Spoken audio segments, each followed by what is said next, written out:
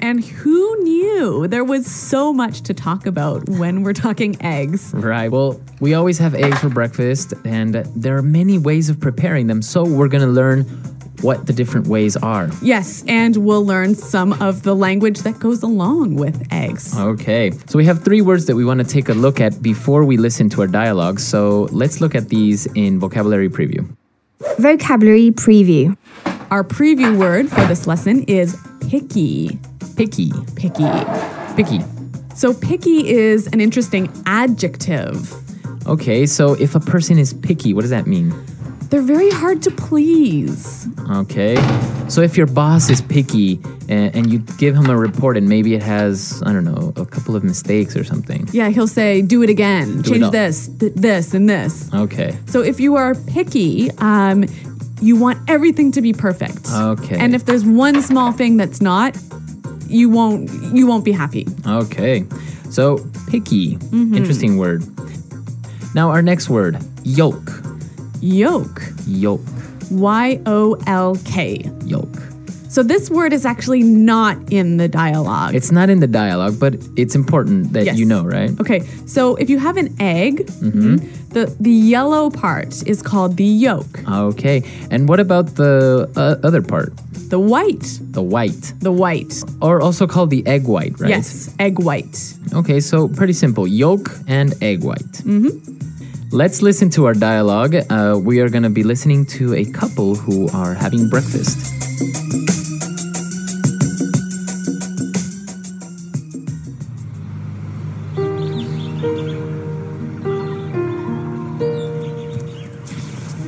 Wow, you're up early today. What's for breakfast? Well, I felt like baking, so I made some muffins. Smells good. I'll make some coffee. Do you want me to make you some eggs? Sure. I'll take mine sunny side up. Ew. I don't know how you can eat your eggs like that. Ever since I was small, I've had eggs and soldiers. You know, my dad had scrambled eggs every morning for 20 years. It drove my mom crazy. You know what really drives me crazy? When I ask for soft-boiled eggs and they overcook them so that they come out hard-boiled. How can you dip your toast into a hard-boiled egg? You're so picky sometimes.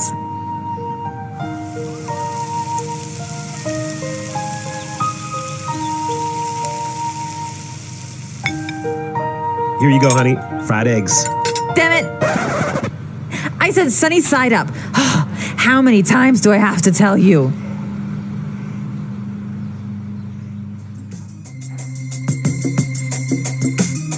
Well, she is definitely very picky and has a very bad temper. I know. I can't believe anyone would get so angry over their breakfast. Yeah. But I guess it is the most important meal of the day. Exactly. So we heard a couple of different ways of describing how you prepare eggs. So let's take a look at that in Language Takeaway. Language takeaway. Okay, so our first preparation method, my favorite, All right. sunny side up. Okay. Sunny side up. Sunny side up. Now, this is interesting. Sunny, like the sun, right? Exactly. So when you fry an egg, right, and the yolk looks like a little sun, right? Yeah, exactly. So why is it called sunny side up? I think because of what you just said. It looks like the sun. But you don't cook the yolk, right? Okay, yeah, the yolk is still yellow. It's still a little bit liquid, a little bit soft. Okay, because the opposite would be a fried egg. Yes, And that's our second word. fried egg. Fried egg. So this, you put the egg in the pan and you cook it all the way through. All the way through. So the yolk is not liquid anymore. It becomes hard. And, Yes. Right? Exactly. Okay. A fried egg. Fried egg. All right. So now let's take a look at our next set of eggs. All right. Soft-boiled egg. A soft-boiled egg. Soft-boiled. Soft-boiled. Okay. So to boil, you put the egg In water. in boiling water Yes, and make it cook. and make it cook. So how long would you usually put it in for to be soft-boiled? 3 minutes? 4 minutes? Yeah. Okay. So you only cook part of the egg, right? Right. The yolk, the yellow part, stays a little bit wet, a little bit liquid. Okay. So again, the opposite would be A hard-boiled egg. hard-boiled egg. Hard-boiled. So hard-boiled is when you cook the entire egg again. Yes, so then it's hard like a ball. The entire egg. So with this soft-boiled and hard-boiled eggs, this takes us to our next form, eggs and soldiers. Eggs and soldiers. Eggs and soldiers. Eggs and soldiers. Now, this is really interesting. I didn't really know about this before. It kind of sounds like you're having eggs with a group of soldiers from the army. Well, this is a very British way of eating eggs. So you have your soft boiled egg in a cup, and you have a piece of toast. But the toast is cut into long pieces. Okay. And then you take those pieces and you dip them into the egg yolk. Oh, it's delicious. It's good. Yeah. Typical English way of eating eggs. Okay, so eggs and soldiers. Interesting. And this takes us to our last form of egg preparation and probably the most popular. Yes, scrambled eggs. Scrambled eggs. Scrambled eggs. Take eggs, put them in a pan, and then you just move them all over the place. Mix them all up. Mix them all up. So the yolk and the white are mixed together. Mixed together. All right. So we've looked at a lot of egg preparation, and now we can listen to our dialogue for the second time, and then we'll come back and look at some phrases.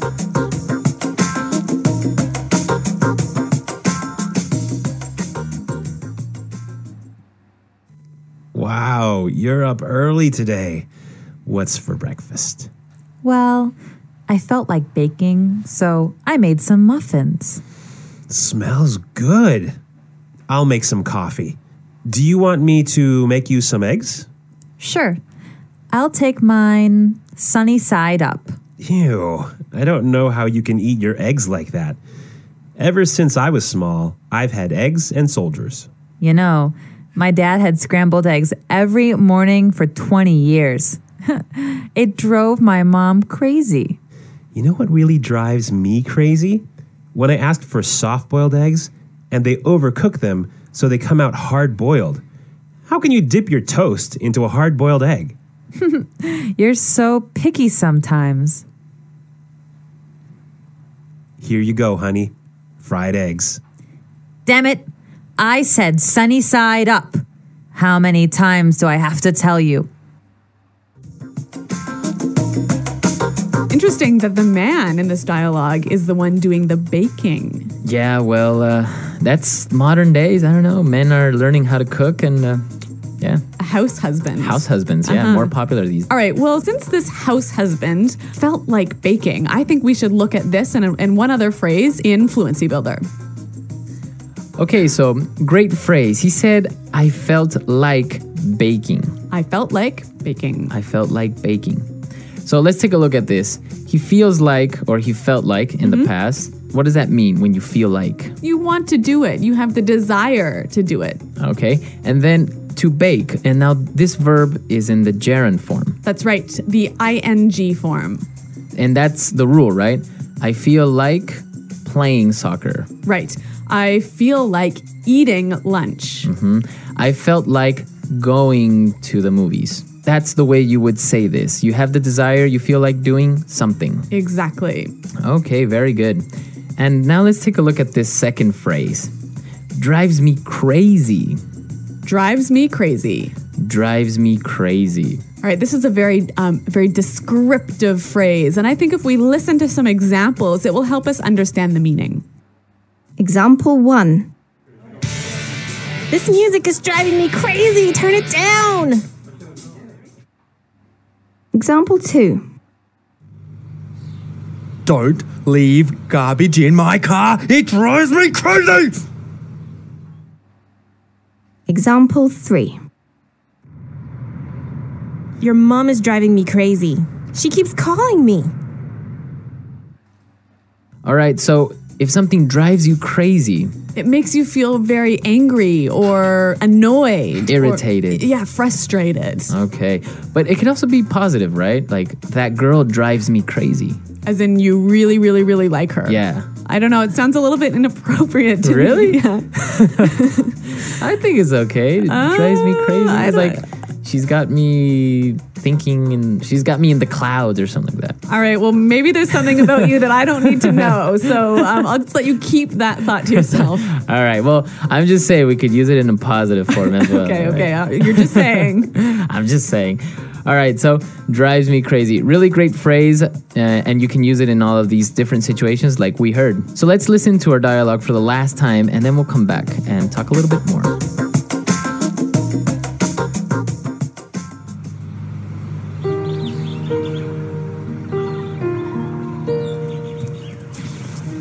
Wow, you're up early today. What's for breakfast? Well, I felt like baking, so I made some muffins. Smells good. I'll make some coffee. Do you want me to make you some eggs? Sure. I'll take mine sunny side up. Ew, I don't know how you can eat your eggs like that. Ever since I was small, I've had eggs and soldiers. You know, my dad had scrambled eggs every morning for 20 years. It drove my mom crazy. You know what really drives me crazy? When I ask for soft-boiled eggs and they overcook them so that they come out hard-boiled. How can you dip your toast into a hard-boiled egg? You're so picky sometimes.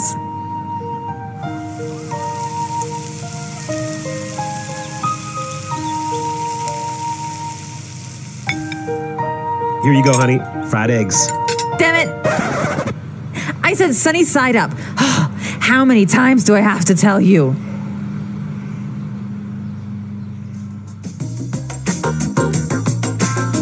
Well, I think there are some people who really, really love eating eggs for breakfast and some people who just can't stand it.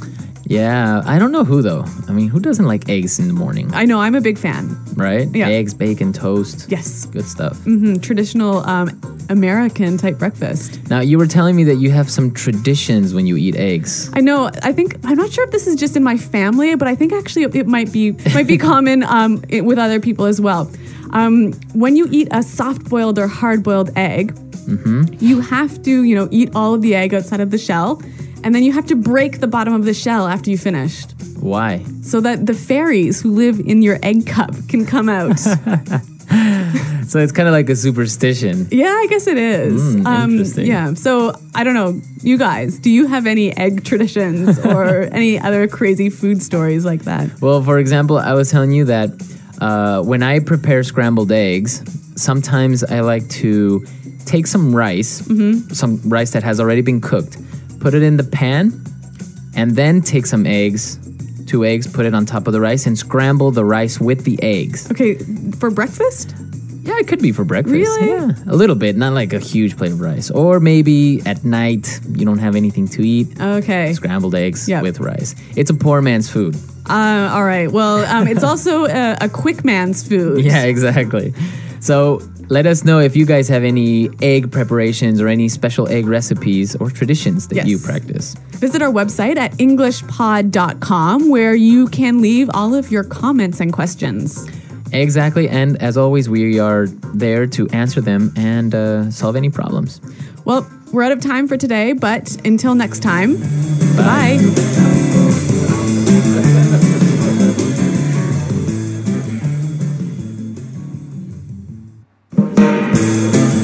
Hello, English learners. Welcome back. We are here at English Pod. I am joined with Erica. And my partner in crime, Marco. All right. So today we're going to be talking about a really great topic, one of my favorites. Beer. Beer. So beer is a very popular drink, especially in bars and when you go out. Yes, it's very common with students, I think. Yes. And it's also not very strong like a vodka or whiskey. Yes. Okay, so we are going to be at a bar today and we're going to be looking at some of this vocabulary that you would find. Yes, I mean, you've got to know this beer vocabulary. Okay, so let's listen to our dialogue for the first time and then we'll come back and look at these words.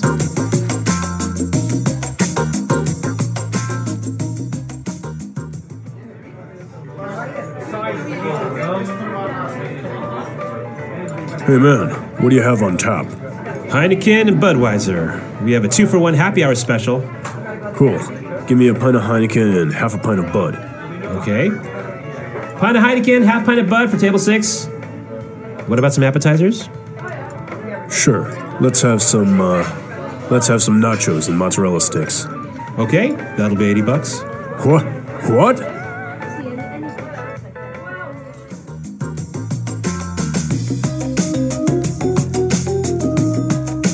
Well, it's pretty expensive for 2 beers and some food. Yes.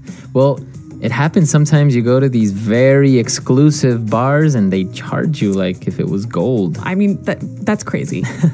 Well, let's take a look at some of these great words that we saw in language takeaway.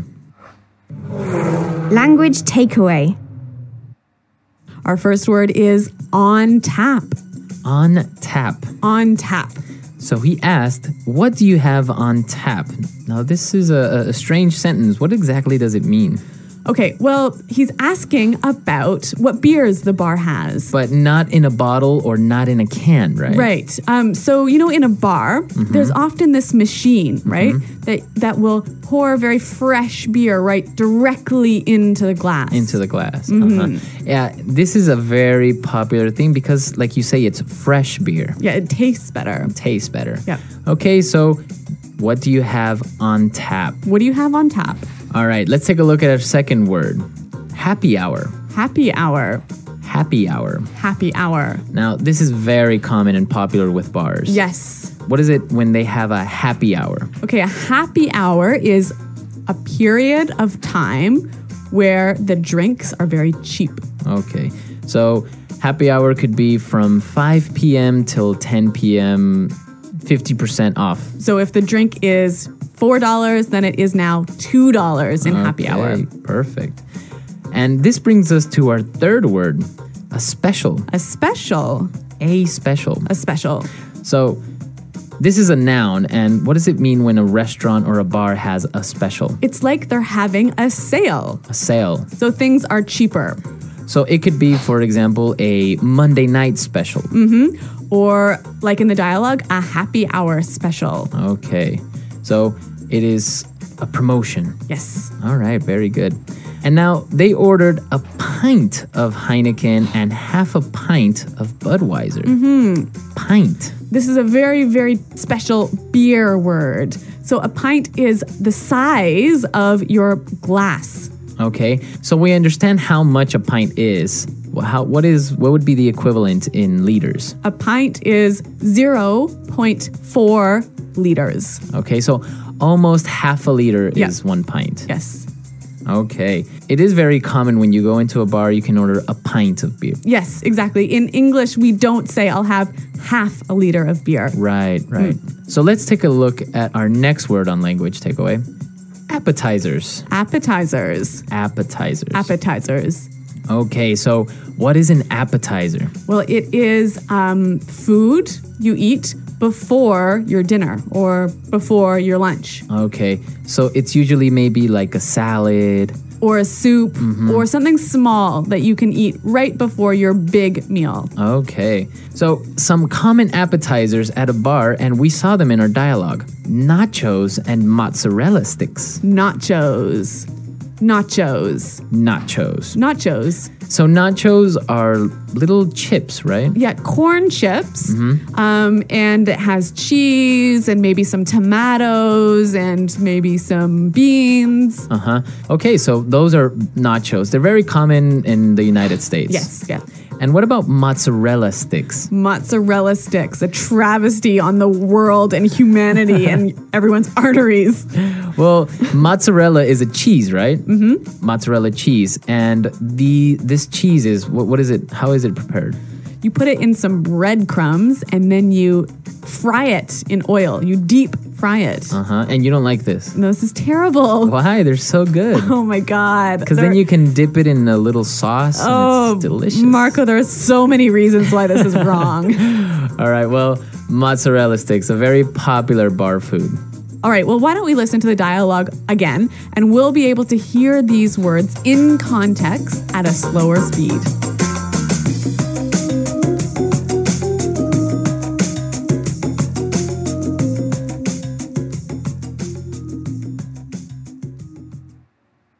Hey man, what do you have on tap? Heineken and Budweiser. We have a 2-for-1 happy hour special. Cool. Give me a pint of Heineken and half a pint of Bud. Okay. Pint of Heineken, half pint of Bud for table 6. What about some appetizers? Sure. Let's have some nachos and mozzarella sticks. Okay, that'll be $80. What?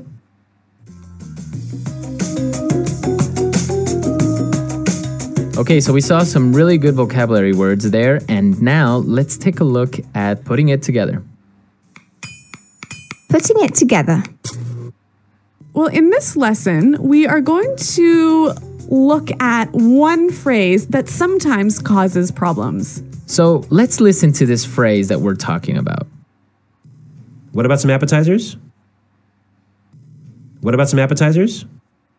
Okay, so this phrase, what about? Yeah, I often hear people use it to ask a question.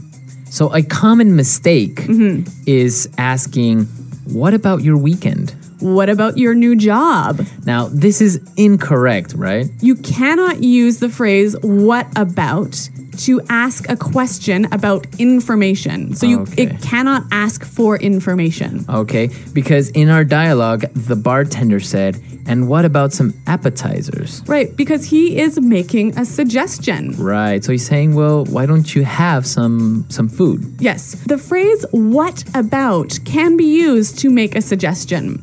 Okay, so I can say, what about going to the movies? You know what? Let's hear a few more examples of this because I think it's really useful. Example 1. What about these dirty clothes? You said you would wash them days ago. Example 2. What about going to the mall instead? I'm tired of going to the movies. Example 3. What about a pizza instead of noodles? All right, so really good examples, and the same thing we can apply to how about. Exactly. So again, how about cannot ask for information. Okay. So you can't say how about your boss. All right, Yep. perfect. Okay, so let's listen to this dialogue one last time, and then we'll come back and talk a little bit more about bars and beers.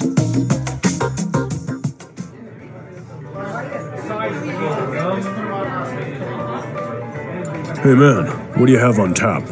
Heineken and Budweiser. We have a 2-for-1 happy hour special. Cool. Give me a pint of Heineken and half a pint of Bud. Okay. Pint of Heineken, half pint of Bud for table 6. What about some appetizers? Sure. Let's have some nachos and mozzarella sticks. Okay, that'll be $80. What?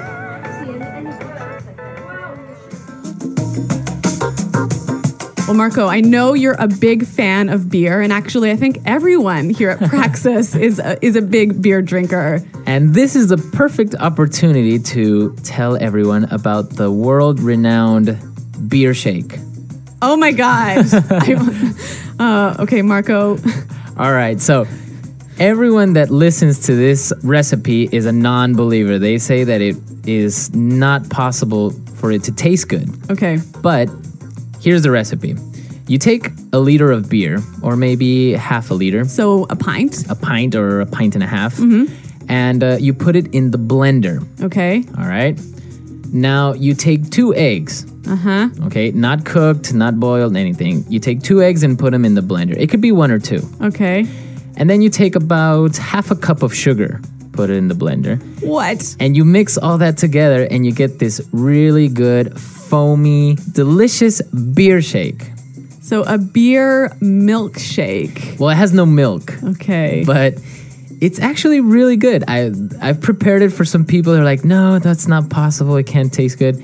And in the end, they're like, wow, this is actually pretty good. So did you invent this recipe? It's actually really common in Ecuador, in Peru. I've even seen it in Chile, usually with a dark beer. Okay.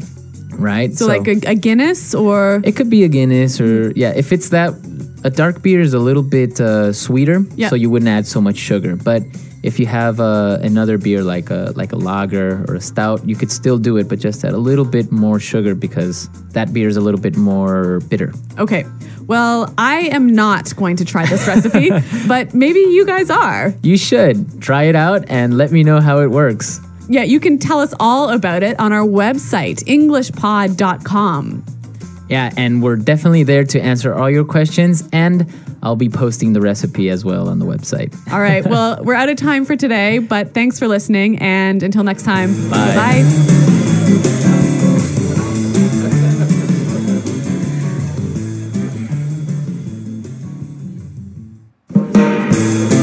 Hello Hello, English learners. Welcome back to English Pod. My name is Marco. And I'm Erica.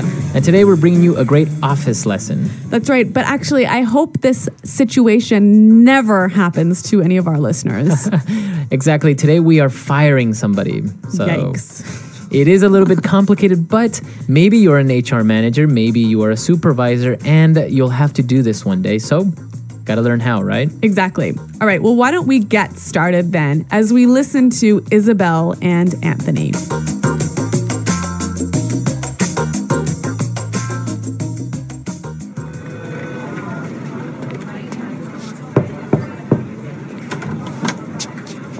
Hi, Isabel. You wanted to see me?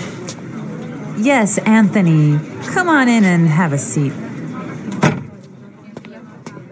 Is everything okay? You seem a bit preoccupied. Well, Anthony, this is not going to be an easy conversation. The company has made some decisions which will have a direct impact on your employment. Okay. I don't want to beat around the bush, so I'm just going to come out with it. We're going to have to let you go. What? Why? I mean, just like that, I'm fired? I'm sorry, but to be honest, you're a terrible employee. What? I resent that. Anthony, you were caught making international calls from the office phone. You called in sick 8 times this month. And you smell like alcohol.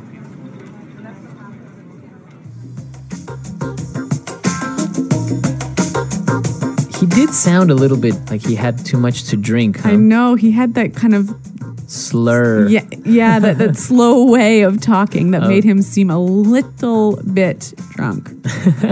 Well, that's definitely something you don't want to do is show up to work with alcohol in your breath. Exactly. But you know what? There's a lot of great language in this dialogue. So why don't we take a look at it now in Language Takeaway?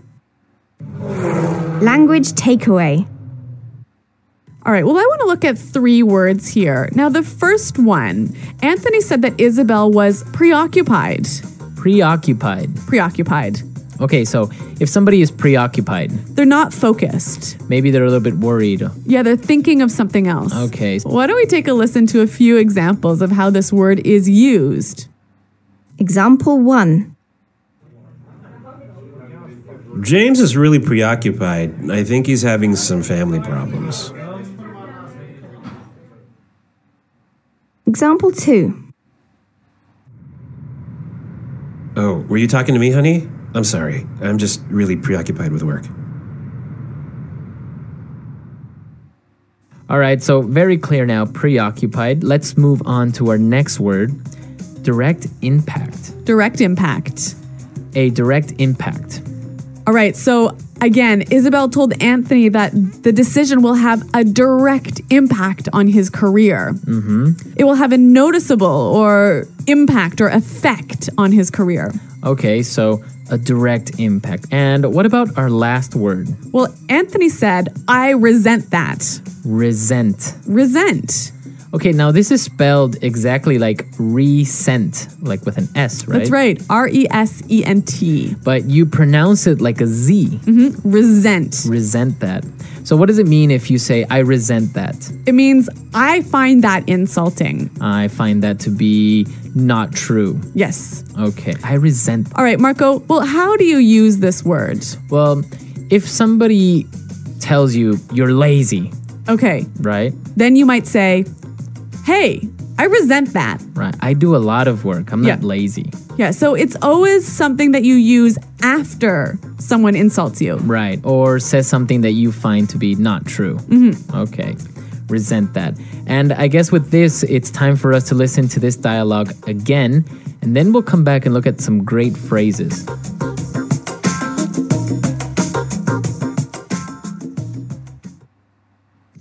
Hi, Isabel. You wanted to see me? Yes, Anthony. Come on in and have a seat. Is everything okay? You seem a bit preoccupied. Well, Anthony, this is not going to be an easy conversation.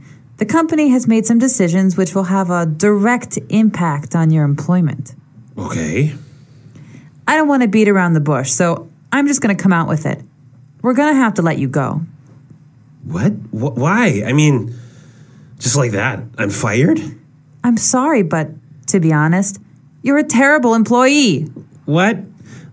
I resent that. Anthony, you were caught making international calls from the office phone. You called in sick 8 times this month. And you smell like alcohol. Yeah, well, there's some wonderful language in here that you can use when you have to have a difficult conversation with somebody. Right, so let's take a look at these phrases in Fluency Builder. Fluency Builder. We have 3 phrases here, and the first one is to beat around the bush. Okay, beat around the bush. Beat around the bush. Okay, so this is an idiomatic phrase. So before we explain it, let's listen to somebody beating around the bush. Okay, the one thing that I want to tell you, it's so important that I don't like, sometimes when, all right, here's the deal. This is it. Specifically, it's not this, it's not that, it's not you, it's not me. It's everyone. It's everything. Do you understand what I'm saying? So as you can tell, the person has something to say, but they're taking a long time to say it. right, you're kind of looking for the right or maybe more polite words to say something. Exactly. So that is to beat around the bush. Now, the opposite of to beat around the bush is to come out with it. Okay, come out with it. Come out with it. So maybe you're talking to your friend and he's beating around the bush, so you can just say, hey, come out with it. Tell me. Tell me, just what is it, Exactly. right? Come out with it. Be direct. When Isabel finally came out with it, she told Anthony that we're going to have to let you go. Let you go. Let you go. So this is actually a nicer way of saying you're fired. Yeah, it's a little bit more polite, isn't it? Right? We're going to have to let you go, or I was let go from my company. right. So a synonym for to be fired. Exactly. Okay, so let's listen to Anthony getting fired one more time, and then we'll come back and talk a little bit more about this difficult situation.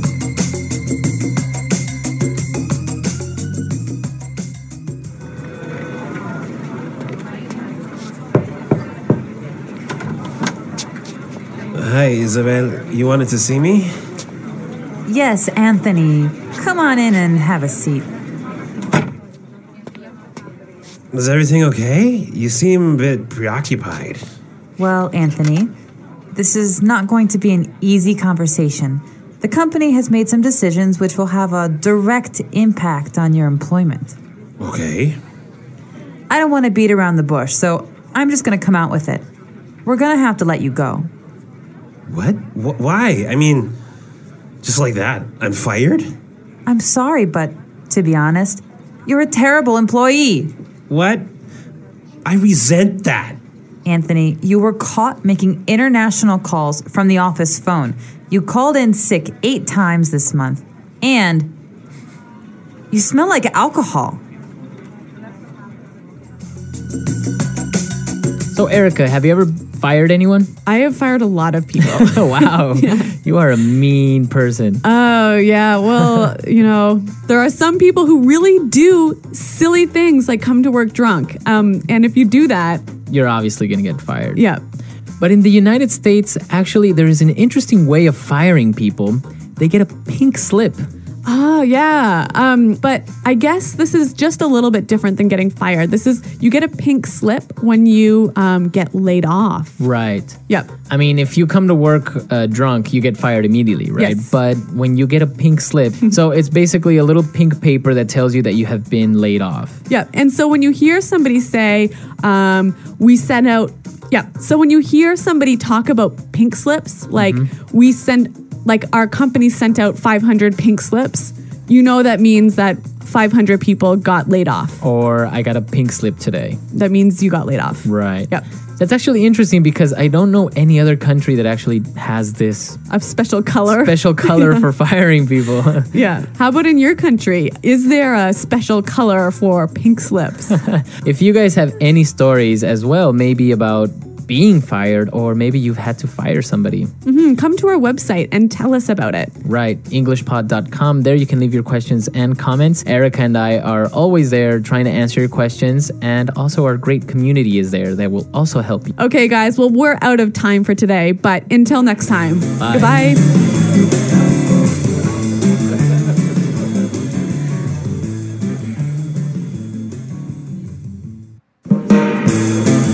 Hello, everyone. Welcome back to English Pod. My name is Marco. And I'm Erica. And today we're going to be going to one of the least favorite places of many, many people. So it must be the dentist. Exactly. That place where you have to go every 6 months, but You probably don't go.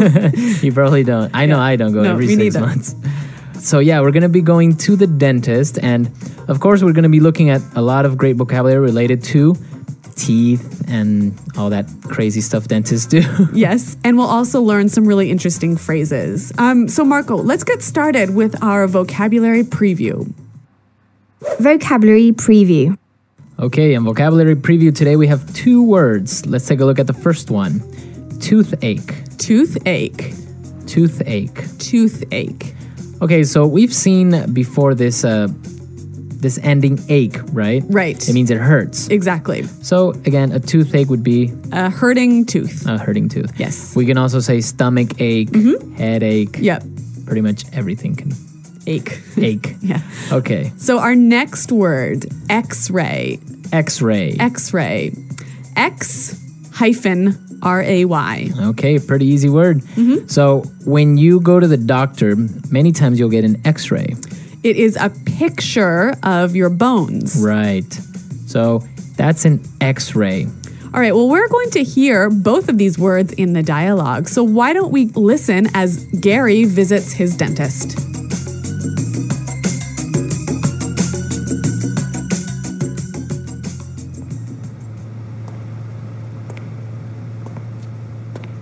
Hey, Gary.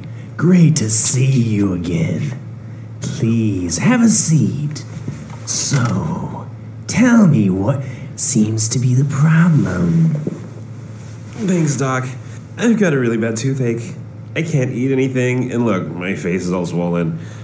I think it might be my wisdom teeth. Well, let's have a look. Open wide.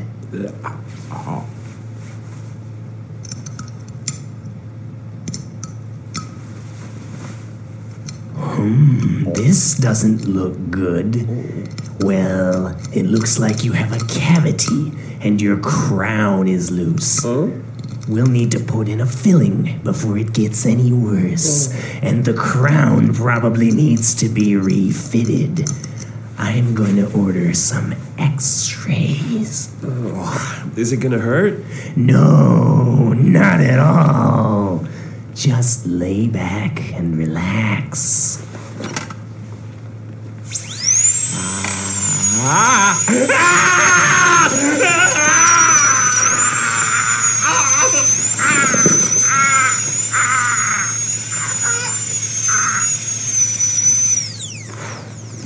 Okay, spit. Okay, that always happens. The dentist says, no, it's not going to hurt. Don't worry about it. But it always hurts much more than he says. Exactly. So in this dialogue, we saw some interesting words when the dentist was describing what problems Gary had. Yes. So why don't we look at those now in language takeaway? Language takeaway. All right, let's take a look at our first word. So Gary said that his face was all swollen. Swollen. Swollen. Swollen. So swollen is an adjective, right, Marco? Right.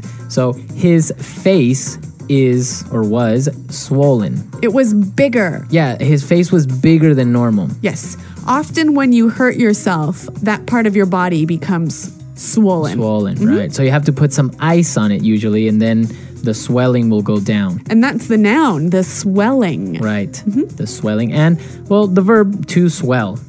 All right, 3 words for the price of 1. So let's listen to some examples of how we would use the swelling, swollen, and to swell.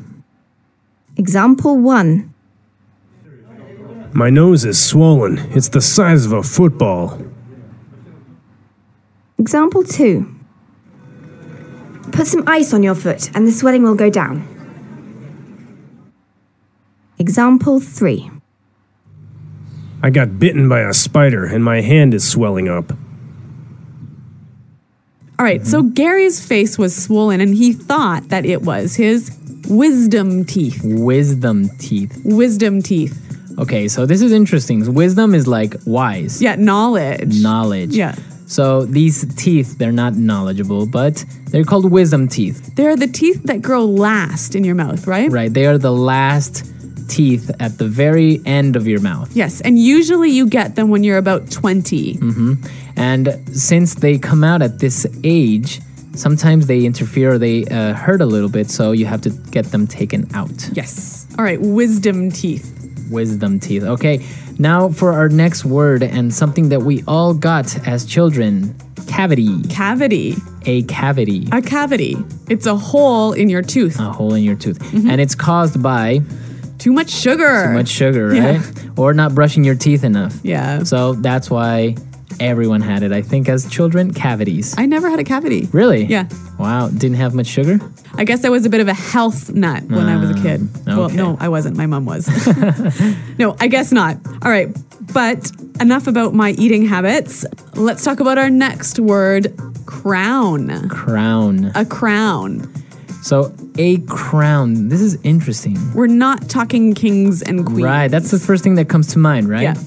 No, a crown is actually the visible part of your teeth. Okay, so there's one part of your tooth that's inside that you can't see, right? That's called the root. Yes. So when he said your crown is loose, was he talking really about the actual tooth? So sometimes people will lose a tooth or have a really bad cavity.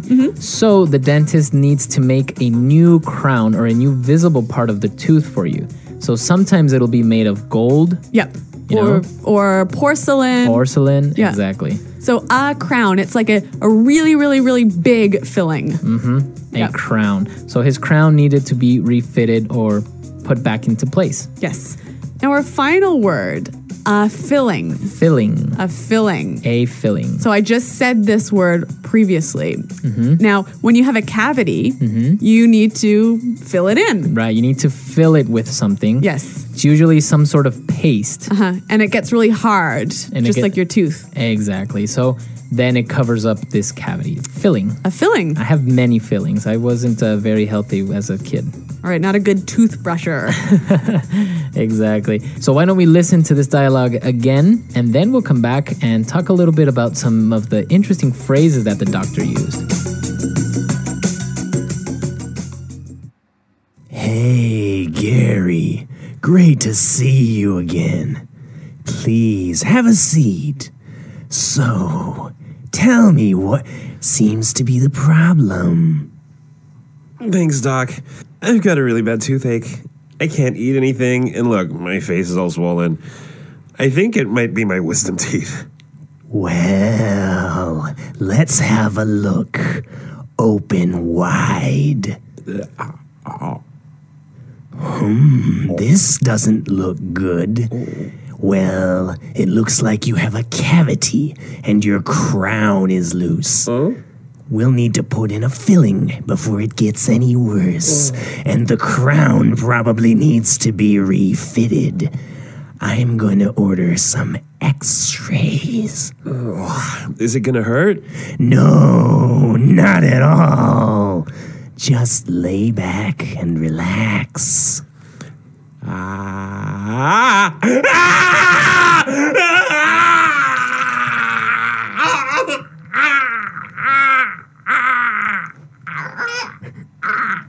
Okay, spit. Well, the dentist used 3 really interesting phrases, and I want to look at the first one.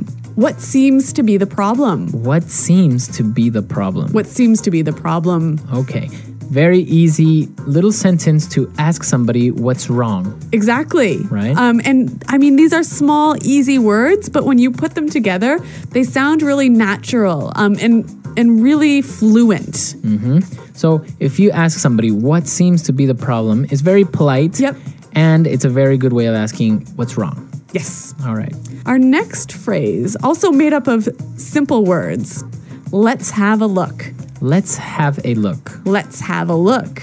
So this is a phrase that maybe your mechanic or your dentist or your doctor will say. Or anyone. Right. Let's Yeah. have a look. Let's look at it and see what the problem is. Okay. Let's have a look. Okay, and our final phrase. It doesn't look good. It doesn't look good. It doesn't look good. So I can use this phrase for an object, right? Yeah. Like this house doesn't look good. Yes, but here it's used a little bit differently. So why don't we listen to some examples to help us understand the meaning? Example 1. John told me it doesn't look good for me. I probably won't get the job. Example 2. It doesn't look good for Michael Jackson. He's in a lot of debt. Example 3. You know, the economy doesn't look very good. Okay, so in the examples, we can see that they are using it for the situation. Yeah. It looks maybe problematic. Yeah, so when you say it doesn't look good, you basically mean there are going to be problems. All right. It doesn't look good. Yeah. Okay. So great phrases, great words. Let's listen to our Gary at the dentist one more time. And then we'll come back and talk a little bit more.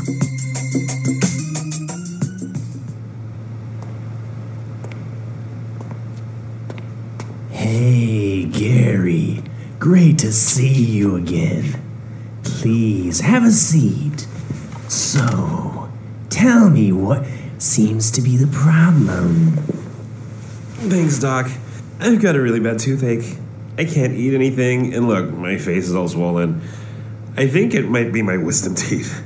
Well, let's have a look. Open wide.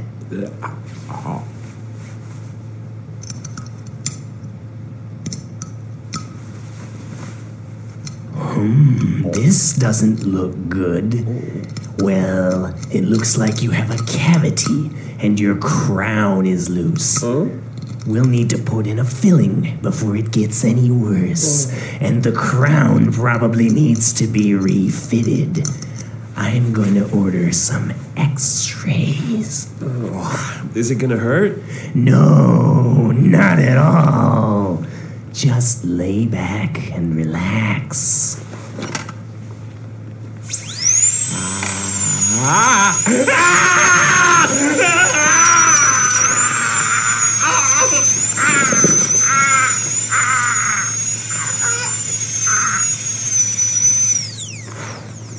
Okay, spit.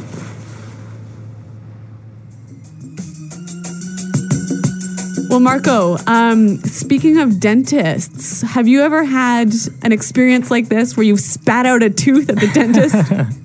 Well, nothing so serious as this, but actually, recently when I was in Cambodia... Oh, right. You called us from Cambodia. Yeah. Well, our taxi driver offered us to have some local food. And he said, well, we're going to have dog. So that was interesting. Actually, it wasn't that bad. It was pretty good. But, you know, if you get around the fact that it's a dog. So what does this have to do with your teeth? I was eating it and I bit a bone that was hidden. Okay. And I chipped my tooth. So you broke part of your tooth? Yeah, like half of it, which I had already chipped before. So I had to go to the dentist. And so the dentist created a new crown not with gold or porcelain, actually with a paste. Oh. And then it becomes hard and it looks normal. It doesn't even look like I have a fake crown, so to say. But dentists can be really expensive. So how much did this cost?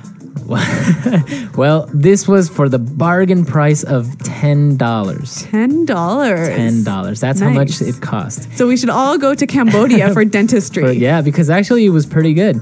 He looked really young, though. I was kind of scared because when he walked in, he looked like he was 19. But I asked him his age, and he was like 30. Okay, well, you're very trusting. Yeah, so I imagine that you guys maybe have some dental experiences, so why don't you come to our website and tell us all about it? Yeah, visit us at englishpod.com, and you can find lots more resources for learning English there. Well, guys, thanks for listening, and until next time, Bye. Bye.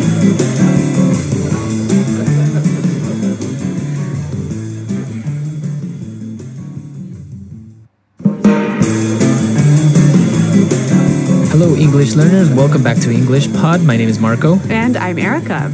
And today we have a very special lesson because we're going to be focusing a little bit more on grammar.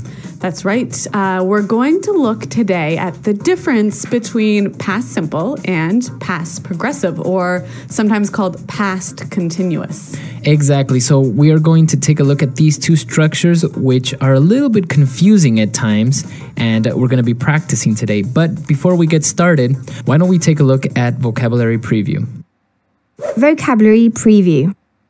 Well, this dialogue is all about telling a story in the past, and we're going to hear two words in the dialogue that we need to understand the meaning of. So, the first one, ages. Ages. I haven't seen you in ages. Okay, so if I tell you I haven't seen you in ages. Basically, you haven't seen me in a really long time. Okay, so it's a way of exaggerating a little bit. Yes. And this word ages we can use in many different ways, like, I've been studying English for ages. Or, for example, I can say, I haven't been to the dentist in ages. Oh, well, guess you better go, huh? Right, so ages, a very long time. Yes. Now, another phrase, to run into somebody. So, to run into somebody. I ran into Matt. Okay, so if you ran into Matt the other day. You met him unexpectedly. Okay, so you didn't plan to meet, you didn't have a date. Right. You just casually on the street met. Exactly. Okay, so I ran into your friend the other day. Okay, so two good words. We're going to hear both of these in the dialogue. So why don't we get started with dialogue first time?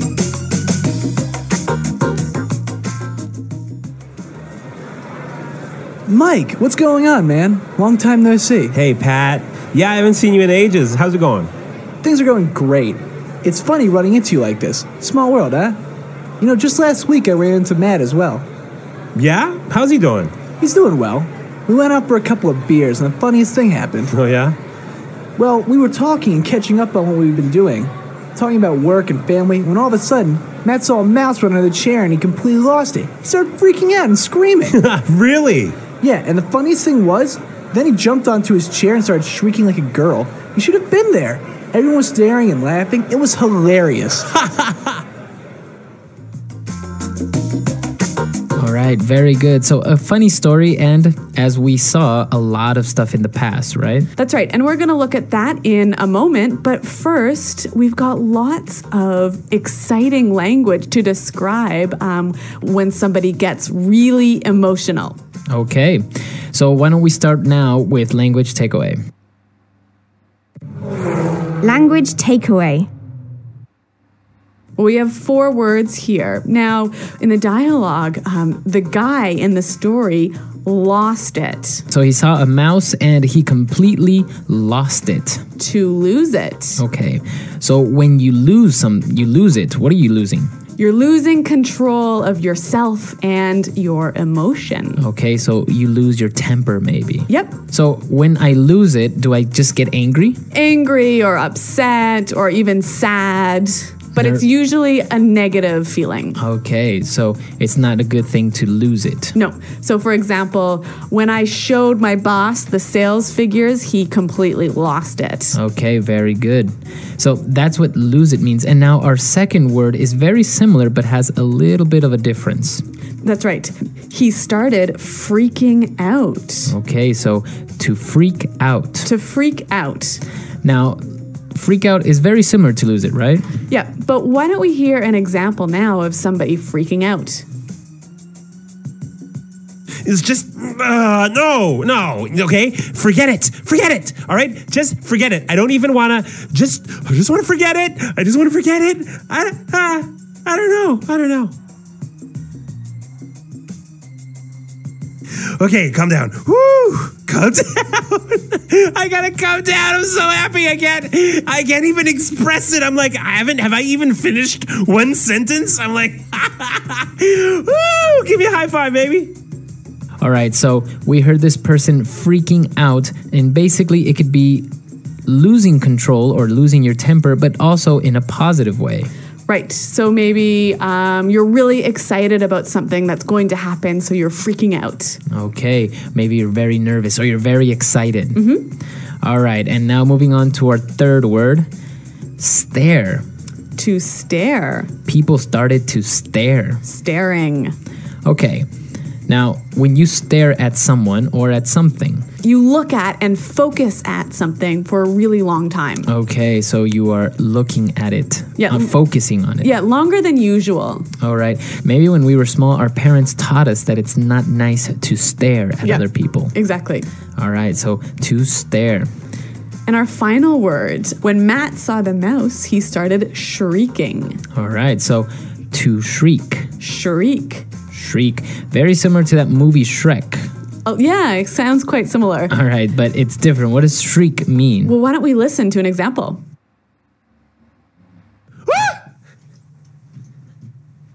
Oh my God! ¡Órale, chingada! Okay, so I think shrieking is to shout in a very high-pitched voice. Exactly, that's to shriek.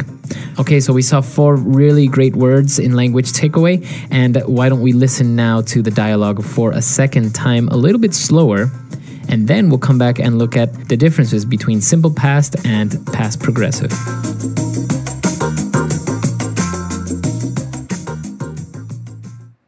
Mike, what's going on, man? Long time no see. Hey, Pat.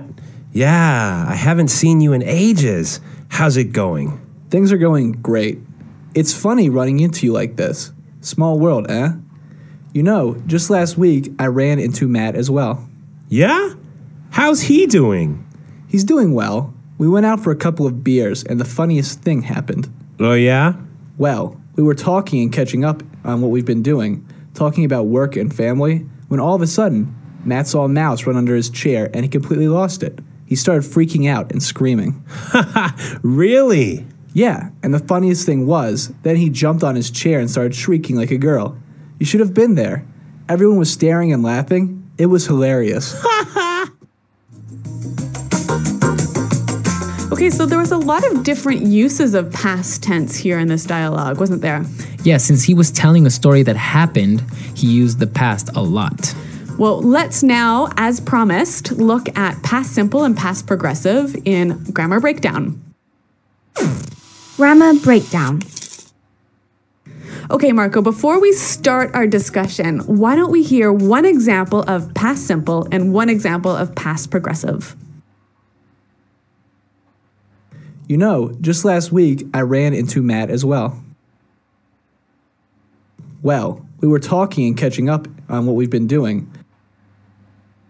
Okay, so we heard that just last week I ran into Matt. So we discussed what run into means. Yep, to meet someone by surprise. All right. And now this structure is the simple past, right? Yep. Now the second example that we heard was we were talking and catching up. Okay, so let's look at the difference in meaning here.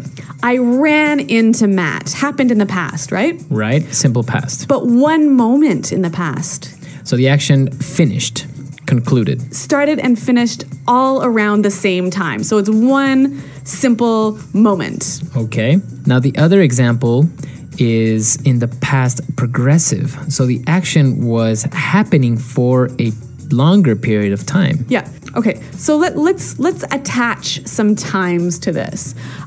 Maybe you ran into Matt at 8:04.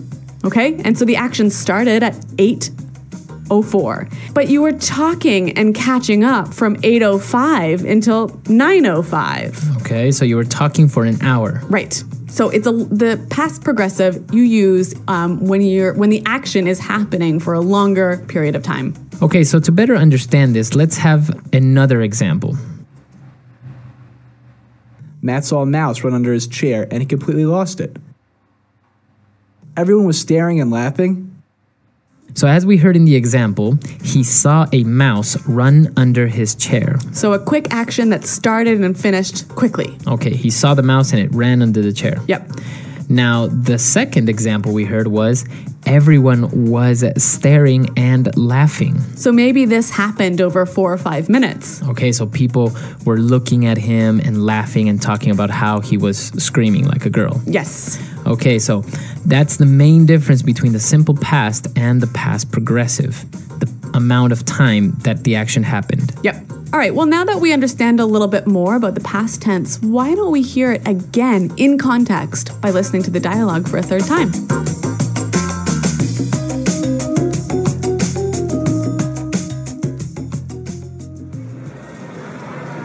Mike, what's going on, man? Long time no see. Hey, Pat. Yeah, I haven't seen you in ages. How's it going? Things are going great. It's funny running into you like this. Small world, huh? You know, just last week I ran into Matt as well. Yeah? How's he doing? He's doing well. We went out for a couple of beers and the funniest thing happened. Oh, yeah?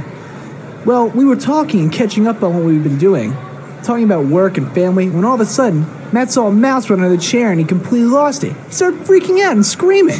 Really? Yeah, and the funniest thing was, then he jumped onto his chair and started shrieking like a girl. You should have been there. Everyone was staring and laughing. It was hilarious. Okay, perfect. So now that we understand the words and the grammar behind it, there are some interesting phrases here that you can use casually with your friends. Yeah, there's actually a lot of great sort of meeting and greeting and saying hello language. So for example, when they met up, since they were old friends, he said, "Hey, Pat." Hey. Okay, so this word "hey," It's kind of like hi. it's hi, right? Yeah. Normally you would use it to get somebody's attention, right? Like, Yeah. "Hey, I'm over here." or Hey, something. waiter. Okay. Yeah. But in this case, like, "Hey, how's it going?" or "Hi." Yeah, so it's a really friendly and informal way of saying hi. Okay. And then he asked, "How's it going?" How's it going? So again, this is a way of saying, "How are you?" Yeah, Marco, what's the correct answer to this greeting? Well, for example, he said things are going great, right? You can say, "Yeah, things are great," or "I'm doing well," Yeah. or Even great. You know, Great, yeah. So how's it going? "Oh, it's great," Yeah. right? Now, another one that we didn't see in the dialogue, but it's very popular, is when somebody asks, "Hey, what's up?" Yeah, what's up? So again, what is the right way to answer this question? All right. So when somebody says, "What's up?" you can say, "Well, not much." Or if maybe you have news or something that you want to share, you would say, "Well, I just got back from the doctor's office." Yep. Right?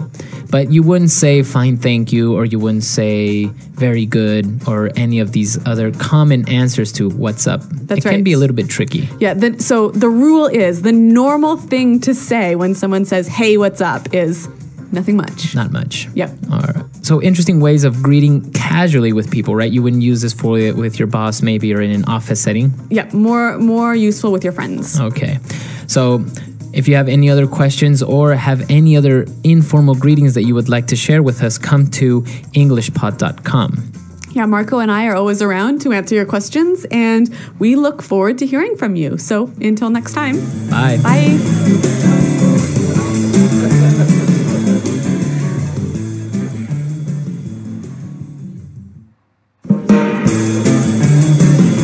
Hello, English learners. Welcome back to English Pod. My name is Marco. And I'm Erica. And today we are going back in time again. And this time we're going to be in the 1960s. That's right. We're going to learn some phrases and some slang that were really popular back in 1964. Exactly. And most of these phrases and words we still use today. So it's very interesting and very good to know. That's right. I'm looking forward to this trip back in time. So why don't we get started with the dialogue?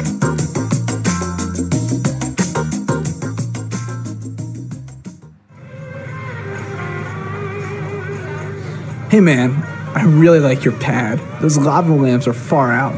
Thanks for letting me crash here tonight. It's no problem, brother. I wanted a pad where people could come, listen to music, and just hang loose. You dig what I'm saying? I dig it, man. We should throw a bash here and make it really happening scene. Yeah, man, that would be groovy. Hey, I got to split for a while. Are you okay here by yourself? Don't worry about me, brother. You go take care of your business. All right, peace out.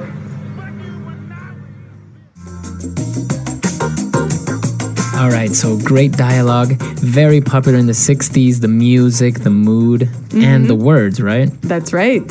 So why don't we get down to business and look at the vocabulary that we saw in this dialogue in language takeaway. Language takeaway. Well, the dialogue opened and we heard this guy say, "Hey man, I really like your pad." I really like your pad. Pad. Okay, so pad, a very informal way of saying Your apartment. your apartment, right? And now you can still use it today. Yeah, that's right. We often hear the expression bachelor pad. Okay, a bachelor pad. So that's an apartment where a single man lives. Okay, so a bachelor pad. Usually it's very nicely decorated and really a nice apartment, right? Or maybe it has empty pizza boxes all over the floor, Marco. Also a bachelor pad. Yeah. But so that's what pad means, an apartment. Yeah. They were talking about the apartment and he said the lava lamps are far out. Far out. Okay, it's far out. So that's really cool or amazing. Right. And now lava lamps, those are those strange cone-looking lamps, right? Kind of a light with like some liquid moving inside. Very popular in the 60s. Yeah, we'll post some pictures of that. Yeah. And the lamps are far out. So now you can use that with other things, right? Like you are really far out. Yeah, or this music is really far out. Okay. It kind of gives you the feeling like it's sort of spacey. Spacey. Yeah. All right. So the pad is really far out. The lava lamps are great. And he was saying, thanks for letting me crash here tonight. To crash. So to crash at someone's place. Right. So we're not talking about like a car crash here. No. But so when you crash somewhere, what do you do? Well, you are staying there, then you're going to stay there. So you're as a guest. Yeah. So like sleep, right? Uh-huh. Yep. And for free. For free, yes. So if, for example, you're going to New York and you're going to visit a friend, you might crash at your friend's house. That's right. So interesting word, and it is quite commonly used now. So why don't we hear some examples of how we can use it? Example 1. Hey man, can I crash at your place tonight? Example 2. I lost my keys, so I'm crashing at my girlfriend's house. Example 3. No, you've been sleeping on my couch for a month. You're not going to crash here tonight. All right, perfect. So to crash, right? It's still commonly used today. Yep. Now for the fourth word, groovy. Groovy. That would be groovy. So again, this means like great or cool or really nice. Yeah, I think this is one of the main words of the 1960s. Something was groovy. Yes, I agree. So it kind of gives you the sense that it's sort of really cool, but in a relaxed way. Yeah, it's groovy. This music is really groovy. That's right. And finally, his friend, he said, hey, I got to split for a while. To split? Okay, so if I say I have to split, you have to leave. I have to leave. Yep. Very colloquial, and it means I have to leave for a little bit. Yep. Split for a while. That's right. You may not have heard this one before, so why don't we hear some examples to help you understand how it's used? Example 1. Hurry up! We've got to split before the police get here! Example 2. This party is boring. Let's split. Example 3. I have to wake up early tomorrow, so we're going to split. Okay, very good. So split. Now, also, I think you can use it for relationships, right? Me and her split up. That's right. So you ended your relationship. Yeah, split. Okay, so we saw 5 really common phrases from the 1960s. Let's listen to the dialogue again a little bit slower, and then we'll come back and look at some phrases from the 60s.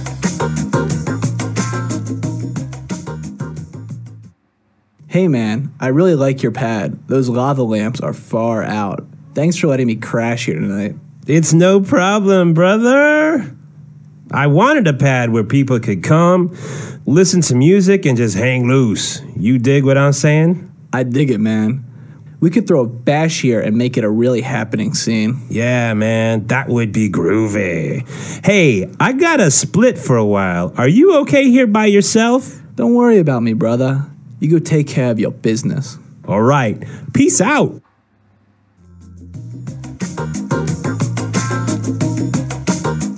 All right, well, I want to get started at looking at these 1960s slang phrases. So let's go now with putting it together. Putting it together. All right, I'm putting it together today. Let's start with the first part. He talked about, you dig what I'm saying. I dig it, man. You dig what I'm saying? To dig it. All right. So we know the verb dig, which means to make a hole, right? Yeah. But now he's talking about understand. Yeah, basically, you dig what I'm saying. Do you understand what I'm saying? And when he says, I dig it, he says, I understand. Yeah. Okay. Now, there's also another meaning to this, right? Apart from understand. Yeah, it can also mean I like it. Okay, so I really dig this type of music. Or I really dig this restaurant. Okay, so it's kind of, I like it. All right. Now, moving on. He said, we could throw a bash here. All right, throw a bash. To throw a bash. So first of all, what is a bash? A bash is a party. A really great party. An amazing party. Now, I want to look at this verb to throw something. So Okay. we know that you throw a ball, right? Right. But how can you throw a party?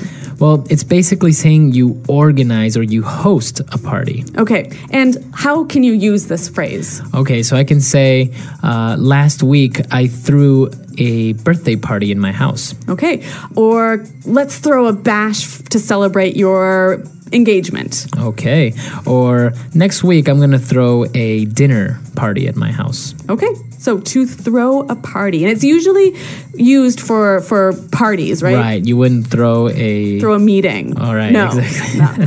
No. Okay, so now we heard them use the word man a lot, right? Hey, man. Yeah, that's right. Now, this is so common, even in modern English, that I think we need some examples. Example 1. Hey man, watch where you're going.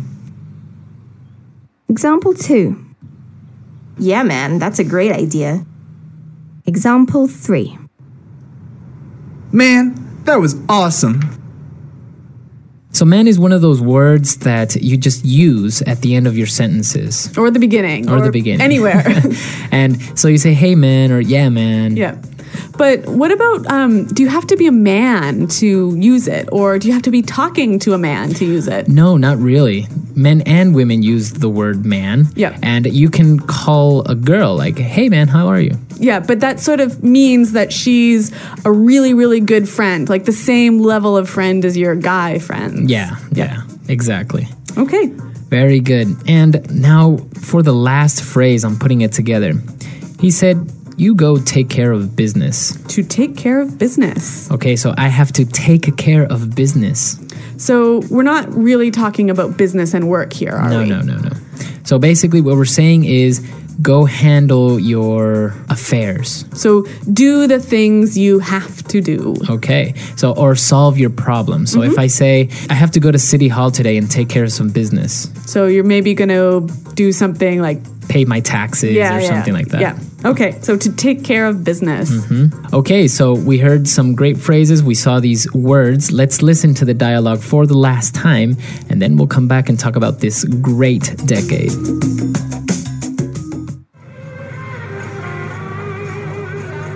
Hey man, I really like your pad. Those lava lamps are far out. Thanks for letting me crash here tonight. It's no problem, brother. I wanted a pad where people could come, listen to music, and just hang loose. You dig what I'm saying? I dig it, man. We should throw a bash here and make it really happening scene. Yeah, man, that would be groovy. Hey, I got a split for a while. Are you okay here by yourself? Don't worry about me, brother. You go take care of your business. All right, peace out.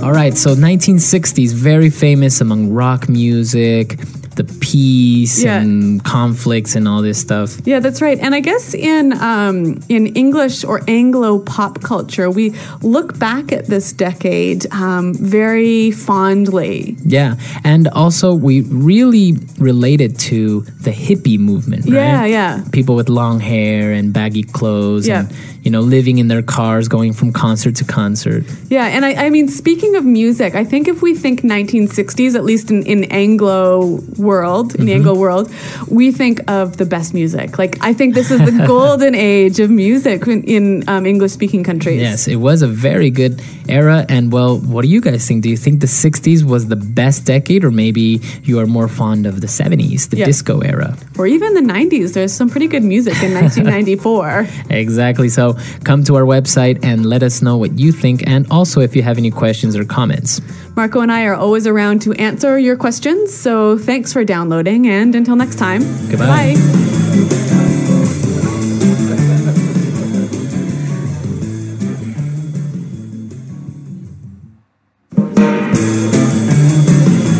Hello, English learners. Welcome back to English Pod. My name is Marco. And I'm Erica.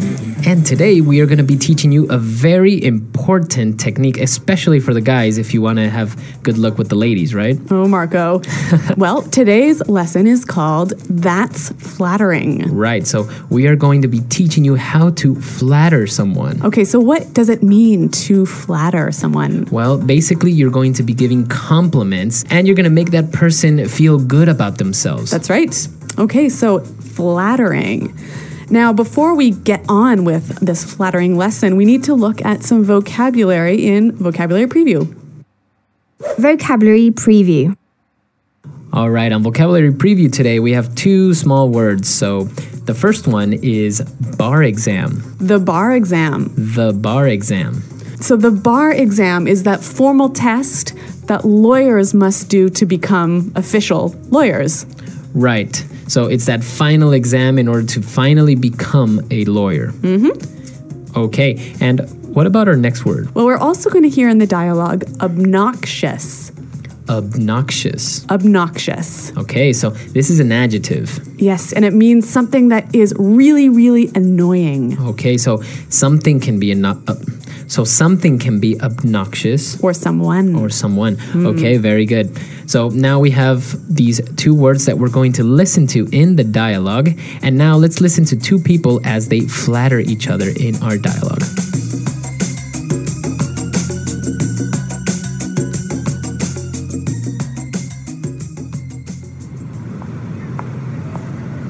Valerie, hi. Wow, how have you been? It's been such a long time. Darlene, indeed, it's been a while. How have you been? Wow, you look amazing. I love what you've done with your hair. Really? Thanks. I went to that hair salon you told me about, but enough about me.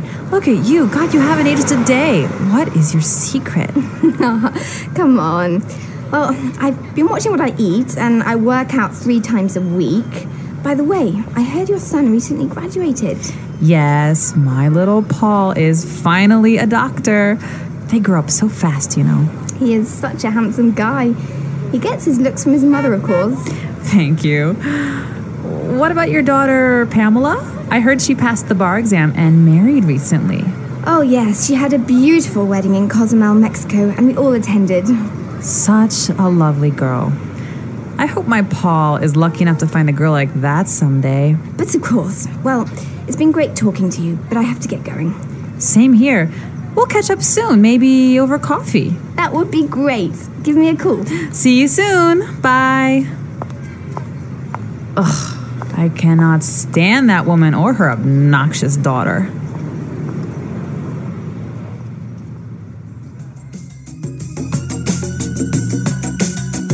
All right, so this is your typical, normal, everyday behavior that women show to each other, right? Yeah, I think it's very common. Yeah. It's very hard to argue against this because I think everyone does it, or at least you've heard maybe your mother or somebody talk to her friends like this, right? So pretend you like a person who you actually hate. Right, you have to be courteous. Is that what you're doing to me now? All right, no, I'm not, but we can take a look at some of this great language, very rich language that we found in this dialogue in Fluency Builder. Fluency Builder. All right, we're doing things a little bit different in this lesson. So we're going to do 2 fluency builders. And in the first one, we're going to focus on language you can use to flatter someone. Right. So let's get started. In the very first part of the dialogue, we heard Valerie say, I love what you've done with your hair. I love what you've done with your hair. I love what you've done with. I love what you've done with. Okay, so if somebody says this, basically they're saying, I like the change you made. Okay, and change not only to your hair, right? It could be anything. So I love what you've done with your new house. Okay, or I can say, I love what you've done with your garden. It looks so beautiful. So something that you've changed, you can use this phrase for. Okay, and in this case, it's her hair. So she is complimenting her on her hair. We also heard Darlene say, you haven't aged a day. You haven't aged a day. You haven't aged a day. Okay, so now she is saying that she hasn't gotten any older. That's right. To age is to get older. Okay, so this is a very common way of telling somebody you look great. That's right. You look young. You look young, you look great. You haven't aged a day. All right, so then they talk about their kids and they're talking about the son and Valerie says, he's such a handsome guy. He is such a handsome guy. He is such a handsome guy. Okay, so this structure is important because now I can change the adjective and I am saying he is very intelligent. He is such an intelligent guy. That's right. Or even, this is such a good day. All right, very good. So now why don't we combine the 2 phrases that we've just heard? I love what you've done with and he is such a, and let's listen to some examples. Example 1. We love what you've done with this place. Such a beautiful room. Example 2. I love what you've done with your hair. Such a nice colour on you. Example 3. I love what you've done with this space. Such a wonderful garden. Okay, I really like how those 2 phrases can fit together. Yeah, they are very good, and now you can use them together or separately, like in the dialogue. That's right. Now let's move to our final flattering phrase. Valerie says that Darlene's son gets his looks from his mother. Right, she says he gets his looks from his mother, of course. He gets his looks from. Okay, so when she says he gets his looks from, she is saying his appearance. His positive appearance, his good appearance. Right, his good looks. Okay, so now we can change the noun and I can say he gets his intelligence from his father. Right? Or even he gets his beautiful singing voice from his mother. Okay, so now typically you would say his mother, his father, or maybe one of the grandparents, right? Maybe, yeah. But you wouldn't say he gets his good looks from his brother. No. Okay. Mother, father, grandma, grandpa. All right, so now that we've covered 4 great ways of flattering someone, let's listen to this dialogue again, but we're going to slow it down a little bit so you can pick up on these phrases.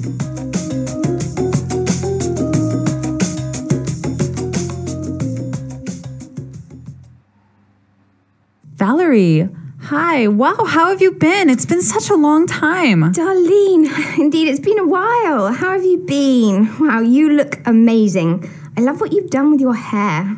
Really? Thanks. I went to that hair salon you told me about, but enough about me. Look at you. God, you haven't aged a day. What is your secret? Come on. Well, I've been watching what I eat, and I work out 3 times a week. By the way, I heard your son recently graduated. Yes, my little Paul is finally a doctor. They grow up so fast, you know. He is such a handsome guy. He gets his looks from his mother, of course. Thank you. What about your daughter, Pamela? I heard she passed the bar exam and married recently. Oh, yes. She had a beautiful wedding in Cozumel, Mexico, and we all attended. Such a lovely girl. I hope my Paul is lucky enough to find a girl like that someday. But of course. Well, it's been great talking to you, but I have to get going. Same here. We'll catch up soon, maybe over coffee. That would be great. Give me a call. See you soon. Bye. Ugh, I cannot stand that woman or her obnoxious daughter.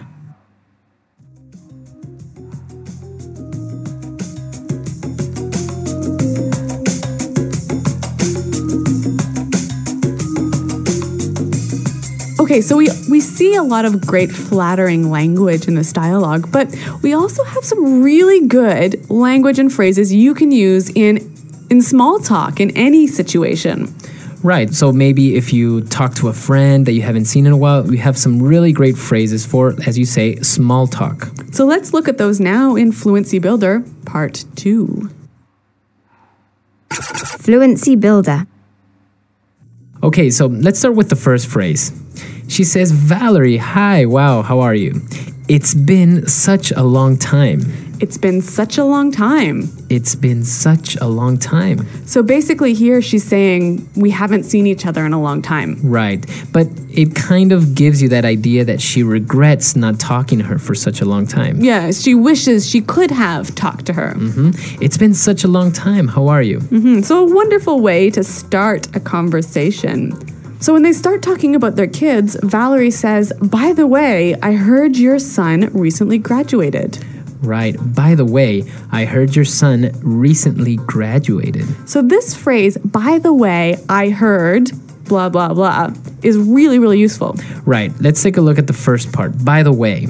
So this is a way to connect two different ideas or to start a new topic. Exactly. And now when she says, I heard your son recently graduated. So we use this phrase, I heard, when we've got information that we're not sure about. Right? Or also you are demonstrating interest about a certain topic or a news event that you would like to know about. Right. And so basically you're asking the other person, tell me about this. Right. So I can say, hey, by the way, I heard you got married. So then I'd tell you all about my wedding. Exactly. Okay, so this is a very common way of talking to someone or getting some more information from a person. So let's listen to some more examples of by the way. Example 1. By the way, I heard you've recently been promoted. Example 2. I heard your daughter just had a baby.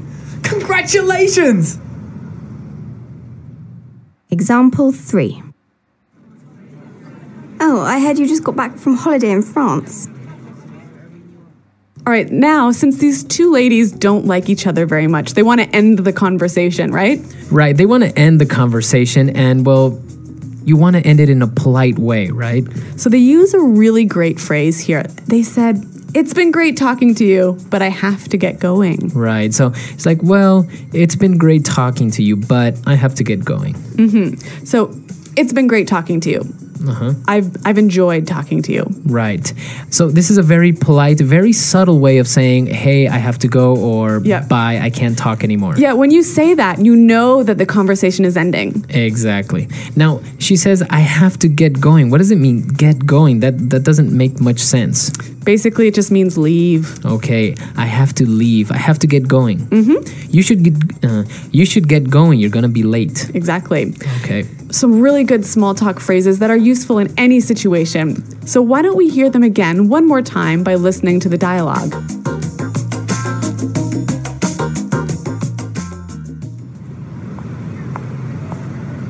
Valerie, hi. Wow, how have you been? It's been such a long time. Darlene, indeed, it's been a while. How have you been? Wow, you look amazing.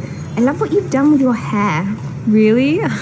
Thanks. I went to that hair salon you told me about, but enough about me. Look at you. God, you haven't aged a day. What is your secret? Come on. Well, I've been watching what I eat, and I work out 3 times a week. By the way, I heard your son recently graduated. Yes, my little Paul is finally a doctor. They grow up so fast, you know. He is such a handsome guy. He gets his looks from his mother, of course. Thank you. What about your daughter, Pamela? I heard she passed the bar exam and married recently. Oh, yes. She had a beautiful wedding in Cozumel, Mexico, and we all attended. Such a lovely girl. I hope my Paul is lucky enough to find a girl like that someday. But of course. Well, it's been great talking to you, but I have to get going. Same here. We'll catch up soon, maybe over coffee. That would be great. Give me a call. See you soon. Bye. Ugh, I cannot stand that woman or her obnoxious daughter.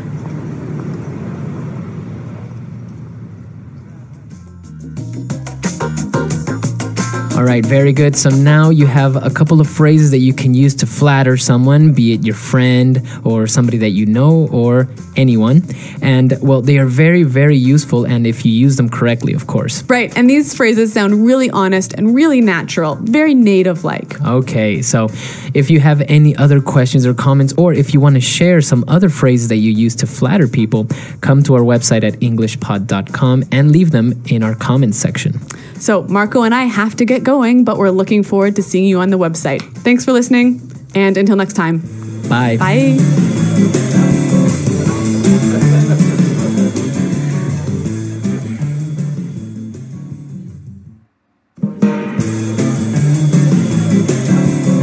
Hello, English learners. Welcome back to another lesson here with us at English Pod. My name is Marco. And I'm Erica. And today we are going to have a very casual, normal conversation. That's right. We're going to listen in on some small talk between a taxi driver and the passenger. Small talk. So that's basically small, short conversations you have with someone that you don't know very well. Okay, so typical questions like how old are you, where you're from, etc. That's right. And this can be really hard for English learners because they often don't know what the right thing to say or the right thing to talk about. So we're going to give you a lot of phrases in this lesson that you can use in small talk. Okay, so we don't have anything to preview today, so let's listen to the dialogue for the first time and then we'll come back.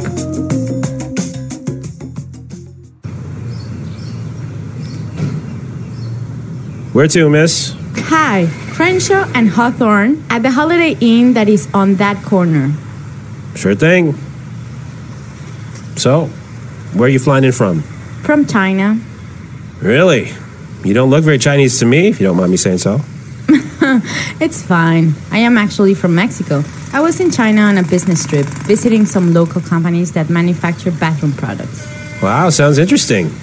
Excuse me if I'm being a bit nosy, but how old are you? Don't you know it's rude to ask a lady her age? Don't get me wrong. It's just that you seem so young and already doing business overseas. Well, thank you. In that case, I am 26 years old. And what about yourself? I'm 40 years old and was born and raised here in the good old US of A. Although I have some Colombian heritage. Really? That's great. Do you speak Spanish? Yeah, of course. Qué bien, entonces podemos hablar en español.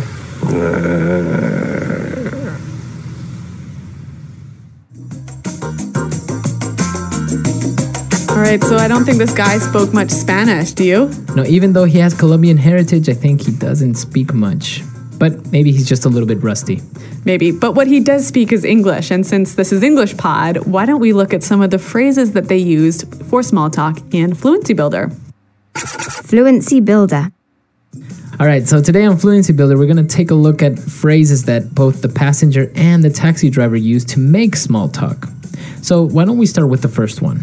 All right, so the taxi driver tells the passenger that she doesn't look very Chinese, if you don't mind me saying so. Right, so he said, you don't look very Chinese to me, if you don't mind me saying so. If you don't mind me saying so. So what does he mean by this last part of his sentence? Well, this is a phrase that we use to soften a sort of a statement that might be a little bit rude. She could be Chinese. Yeah. Right? So it may be a little bit rude to say that, but he kind of apologizes. That's right. Right? By saying, if you don't mind me saying so. Okay, so for example, I could say, hey, Marco, you look a little tired today, if you don't mind me saying so. Okay, so does it always go at the end? You could use it at the beginning. If you don't mind me saying so, I just don't think this is a good idea. Okay, very good. So you can use this phrase in the beginning or at the end of a sentence. Right, and it makes your statement a little bit less rude. If you don't mind me saying so. Now, again, he also apologizes a little bit when he says, excuse me if I am being a bit nosy, but... Excuse me if I'm being a bit nosy, but... excuse me if I'm being a bit nosy, but... Okay, so let's take a look at this. Nosy. What's this? Okay, when somebody is nosy, it means they're very curious. They are asking too many questions. Yeah, asking more questions than they should ask. Right. So he apologizes and says, well, excuse me if I'm asking too many questions. And then he asks her another question. He asks her how old she is. Right. So again, it's a polite way of maybe asking a question that might be a little bit sensitive. Yeah, or a little bit impolite. Okay. So, of course, asking a woman her age maybe is a little bit impolite, right? Yes. Typically, women don't like that too much. But our next phrase, we heard the taxi driver say, "Don't get me wrong." Don't get me wrong. Don't get me wrong. Okay, so don't get me wrong. He says, well, don't misunderstand what I'm saying. That's right. This phrase is used so commonly in English that I think it would help us to hear some examples. Example 1. Don't get me wrong. It's not that I think you stole my computer. It's just that you were the only one who could get into my room. Example 2. I do have a few problems with the plan, but don't get me wrong, I still think it's a good idea. Example 3. Don't get me wrong. I think John's a nice guy. He's just a bit disorganized. All right, very good example. So don't get me wrong, right? That's right. And now for the final phrase on putting it together today. Well, the passenger, the woman, says her age. She says, I'm 26 years old. And what about yourself? What about yourself? What about yourself? All right, now, this sentence isn't very correct, actually, right? Yeah, technically, it's not correct in grammar, but it is used so commonly every day by American English speakers that we thought we'd show it to you. Okay, so you would say, I am 26 years old, and what about you? That's right. Okay, but commonly you will hear people say, what about yourself? And if you use this, you'll sound really fluent and really native-like. Okay, very good. So what about yourself? So again, it's just like, what about you? So I could say, hey, Marco, I'm going away on holiday this weekend. And what about yourself? Okay, what about yourself? So we've taken a look at these 4 phrases on putting it together. Why don't we listen to the dialogue for the second time? We're going to slow it down a little bit, and then we'll come back and take a look at some vocabulary words on language takeaway. Language takeaway.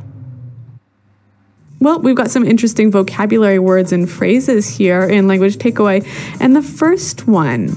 Well, after she gets in the taxi and tells him where she wants to go, he answers by saying, sure thing. Sure thing. Sure thing. Sure thing. So if I say, yeah, sure thing, what does that mean? Well, let's listen to some examples to help us understand. Example 1. Do you mind lending me $100? Sure thing. Example 2. Could you please send me the email by the end of the day? Sure thing. Example 3. Do you mind lending me $100? Sure thing. Could you please send me the email by the end of the day? Sure thing. Example 4. Can you get some milk on the way home? Sure thing, I'm on my way now. Okay, so sure thing, basically, yeah, no problem, or okay. Or I'll do it. I'll do it. Yep. It's fine. Yep. So it's a very common way. You will hear this a lot when somebody agrees or says, yes, no problem. Yeah, and again, it will help you sound really native-like to use this phrase. Well, the next one, the taxi driver says, I was born and raised here. I was born and raised here. Born and raised. Okay, so this is a way of saying I was born in this country and I haven't left this country. That's right. So I'm from this country. Okay. Born and raised here in the good old US of A. Good old US of A. The good old US of A. So this is a pretty interesting way of saying America. Right. It's actually more of a phrase, right? The good old US of A. Yep. Okay, so it means the good United States of America. Yeah, it's kind of a fond way or a friendly way of describing America. All right. And we have one more word for language takeaway. Well, the taxi driver was talking about his Colombian heritage. Colombian heritage. Heritage. All right, so if I have Colombian heritage, what does that mean? Your grandmother or, grandfather, great-grandmother, or someone in your family is from Colombia. Okay, and what about the word heritage by itself? Yeah, so your heritage is basically your culture, your customs. Yeah, your customs, your history. Okay, so heritage. A country rich in heritage. Lots of good old historical culture in that country. Okay, very good. So now it's time for us to listen to the dialogue for the last time. Now we can understand all these phrases and these great words that we've just looked at, and then we'll come back and talk a little bit more. Where to, miss? Hi, Crenshaw and Hawthorne at the Holiday Inn that is on that corner. Sure thing. So, where are you flying in from? From China. Really? You don't look very Chinese to me, if you don't mind me saying so. It's fine. I am actually from Mexico. I was in China on a business trip, visiting some local companies that manufacture bathroom products. Wow, sounds interesting. Excuse me if I'm being a bit nosy, but how old are you? Don't you know it's rude to ask a lady her age? Don't get me wrong. It's just that you seem so young and already doing business overseas. Well, thank you. In that case, I am 26 years old. And what about yourself? I am 40 years old and was born and raised here in the good old US of A, although I have some Colombian heritage. Really? That's great. Do you speak some Spanish? Yeah, of course. ¡Qué bien! Entonces podemos hablar en español. So Marco, this taxi driver makes a bit of a mistake when he asks the woman how old she is. Yes, yeah, exactly. There are a couple of questions that in some cultures are considered to be normal and okay, but in other cultures they're not really well accepted. Okay, so in Anglo culture, for example, it's really impolite to ask a woman how old she is. Right, women are a little bit more sensitive about their age. Others aren't so much, but it's usually better to just not ask. Yep.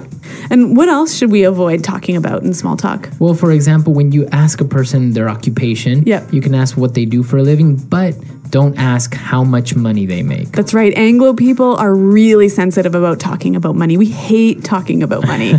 Right. So don't ask somebody their salary or how much money they make. It's just not considered to be polite. And another good one to be careful of is asking if someone is married or not. Right. Sometimes you're just being friendly and you want to know if that person has family or something. But you have to be careful when and where you ask this question. Right. So if they've mentioned their family, or if they talked about their kids or something else to do with their family, then it's okay. Right. You can say, well, oh, how long have you been married? Yeah. But if a guy asks a girl, oh, are you married? It kind of sounds like maybe he's interested in her or that he's trying to come on to her and to be maybe more than friendly, right? That's right. Okay. So some great small talk tips and phrases here at English Pod. Now, if you have any questions about this lesson or any other lessons, be sure to visit our website at englishpod.com. And if you also have any doubts about which questions you think are appropriate of asking somebody, come into the website and let us know. So thanks for downloading, you guys, and until next time, goodbye. Bye.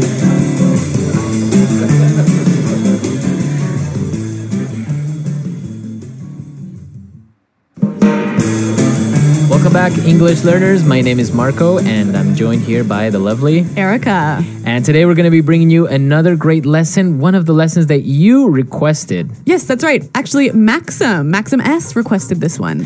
Right. I think he's really into research and investigation, so we're bringing you a great lesson about this topic. Okay, so I'm really excited to hear this dialogue all about research. So why don't we start listening to two university professors discussing an important question.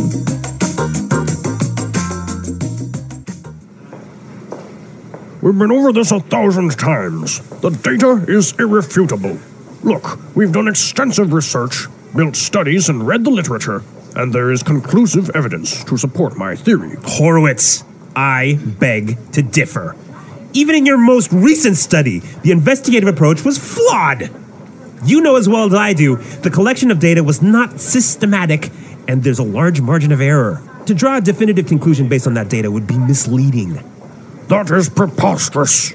You are trying to single-handedly solve one of the world's greatest mysteries, and yet you're oblivious to the fact that you're wrong. I am not wrong. The chicken came first. No! The egg came first! The chicken. Egg! The chicken. The egg! The chicken. The egg!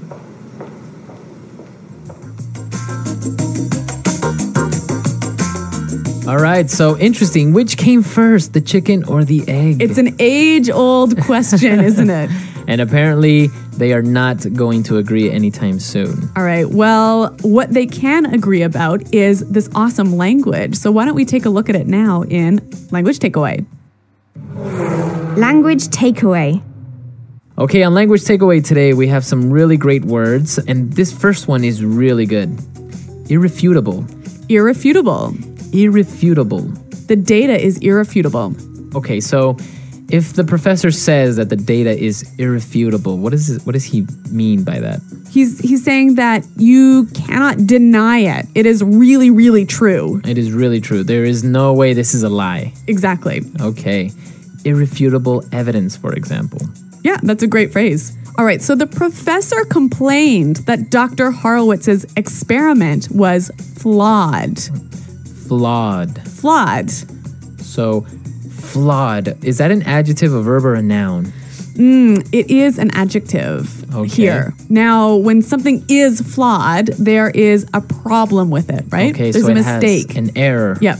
Okay. So this adjective is a way of saying that his experiment has a flaw. A mistake. A Exactly. mistake. So flawed is the adjective of a flaw. Right. Okay. Now, the reason that his study or his experiment was flawed is because that it was not systematic. Systematic. Systematic. So systematic. That's an interesting word. Now, I think we can recognize the word system in here, right? Right? So when something is systematic, it follows a process. A certain order. Yes, a certain system. Right. So that's basically what systematic means, to follow a certain order, to be more organized, right? Exactly, yeah. Okay. And what about our next word? Preposterous. Preposterous. Preposterous. That is preposterous. I love this phrase. It usually goes together, right? That is preposterous. Yeah. Okay, so what does it mean when I say that? It means it's absurd. It's ridiculous. Right. It doesn't make sense. I can't believe you said that. All right. Well, this is a really interesting phrase, but I think it's a little bit more common when it's used by older people. Yeah, I don't really see a young person going up to someone and say, hey, that's preposterous. Yeah, but it is a wonderful phrase. Now, our final phrase for takeaway, oblivious. Oblivious. You're oblivious to the fact. So a person that is oblivious to something. They don't know, or they're unaware. Okay, so they ignore maybe the facts, or Exactly. they don't see it. Yeah, you're oblivious to the fact that we're in a recession. Okay, or he is completely oblivious. You can just say it like that, right? Yep, he doesn't know. Okay, so we took a look at some of the great vocabulary we found in the dialogue, but there were also some really good phrases that I think we should look at. Okay, and let's take a look at those and putting it together. Putting it together. You know, Marco, one of the things I love about English is the way that words seem to fit together, like blocks coming together. And here we have a lot of great examples of these words that fit together really nicely. Okay, so why don't we look at those? And our first one now is extensive research. Extensive research. Extensive research. All right, so we know extensive means a lot. A lot. Yeah. So that's really good when you put it together. Extensive research. It means you have a lot of research. You have really studied. You have really looked things up. Okay, extensive research. Another great research-related phrase here is conclusive evidence. Conclusive evidence. Conclusive evidence. All right, now the first word there, conclusive. When something is conclusive, you can't argue with it. It's the final decision. All right, well, the professor complained that Horowitz's investigative approach was flawed, right? So this is our next phrase, investigative approach. Investigative approach. Investigative approach. Okay, so I remember the word investigate is a verb. Yes. But in this case, it's an adjective. It's an adjective. When something is investigative, it's obviously having to do with an investigation. Mm-hmm. So the approach so when he said investigative approach. Just simply the way you investigate the problem. The way he investigated. Okay. Very interesting. What about this other phrase that I saw? It was really interesting. Definitive conclusion. Definitive conclusion. So a definitive conclusion. All right. Well, again, I think we know the word conclusion, right? Okay. So it's a final judgment or decision. All right. When something is definitive, you can't argue with it or change it.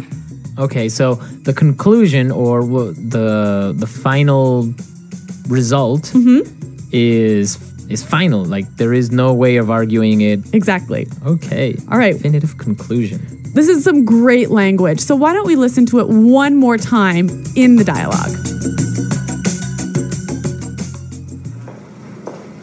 We've been over this 1,000 times. The data is irrefutable. Look, we've done extensive research, built studies, and read the literature, and there is conclusive evidence to support my theory. Horowitz, I beg to differ. Even in your most recent study, the investigative approach was flawed. You know as well as I do, the collection of data was not systematic, and there's a large margin of error. To draw a definitive conclusion based on that data would be misleading. That is preposterous. You are trying to single-handedly solve one of the world's greatest mysteries, and yet you're oblivious to the fact that you're wrong. I am not wrong. The chicken came first. No! The egg came first! The chicken.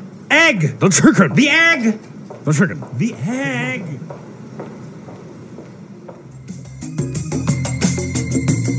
So, an interesting question. What do you think? What came first, the chicken or the egg? Well, if you ask me, it was the egg. It was the egg? Yeah. Interesting. What about why did the chicken cross the road? To get to the other side. Do you think that's really the reason?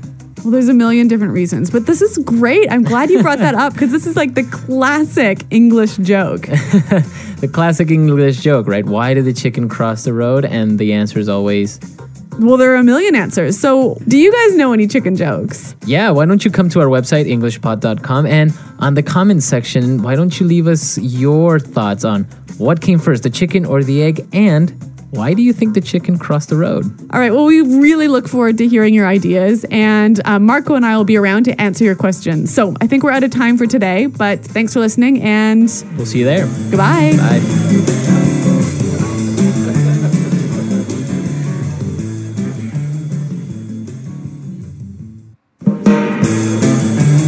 Hello, English learners. Welcome back to English Pod. My name is Marco. And I'm Erica. Today we're bringing you an upper intermediate lesson and something that we all do.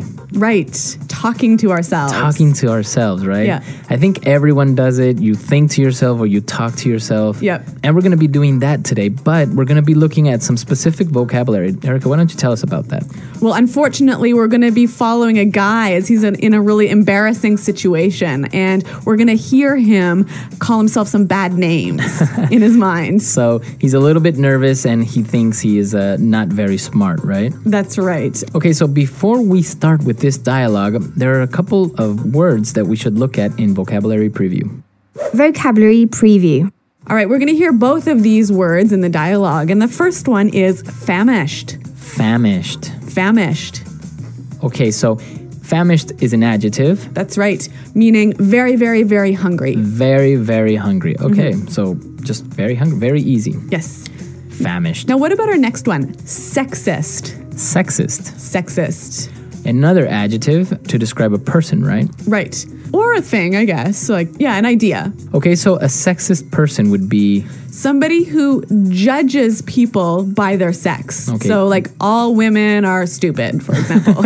Which is not true, of course. No, of course not. Right? So, sexist works both ways. Yes. A woman can be sexist, a man could be sexist. Exactly. Meaning the woman thinks all men are stupid. Which is also not true. Yes. Let's just be clear about that. All right. So, now that we've taken a look at these two phrases, let's start with our dialogue, and we'll be back to talk about all the great words.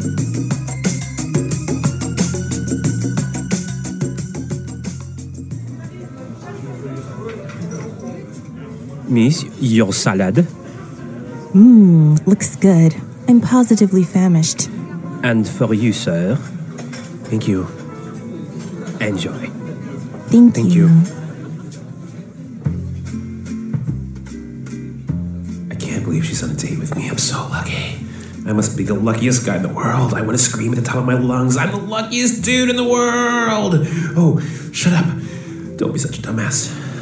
She's so hot. Wait, I can't say that. That's sexist. She's so hot, she's making me sexist. Oh my god. I'm such a tool. Okay, get it together. Oh, she's eating salad. Oh, right. I have a salad. Oh, crap. Which fork do I use? Damn it. She's gonna think I'm a moron. What the hell are all these forks for? Which one did she use? Okay, chill. Be cool. Be cool. Just take a fork. Eat your salad.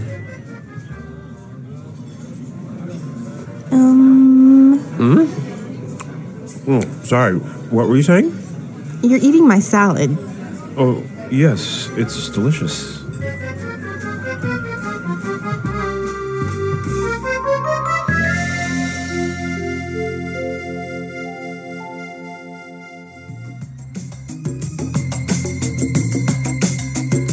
Okay, embarrassing first date, huh? Yeah, I mean, I really do feel sorry for this guy. Well, it happens to us. Sometimes we are in the company of a very beautiful girl and we just get really nervous. All right. Well, psychologists call this negative self-talk. Really? Yeah, this sort of calling yourself names and talking negatively about yourself. But actually, you can use some of this language to talk negatively about others. Yeah. So why don't we look now at this language in Language Takeaway. Language takeaway. So on Language Takeaway today, we have 5 words. Let's start with our first one. Dumbass. Dumbass. Dumbass. Okay. Now, this isn't a very polite word, I would say. Definitely not polite. Okay. But what is a dumbass? Well, it's obviously a dumb, stupid idiot. Okay, so it's a person that is not very intelligent. And our next word is also quite similar. Moron. Moron. Moron. A moron. If a person is a dumbass or a person is a moron, what's the difference? Well, basically, a moron is someone who is not smart, who is very unintelligent. Okay. Okay, so they don't know what 1 + 1 is. Okay. All right.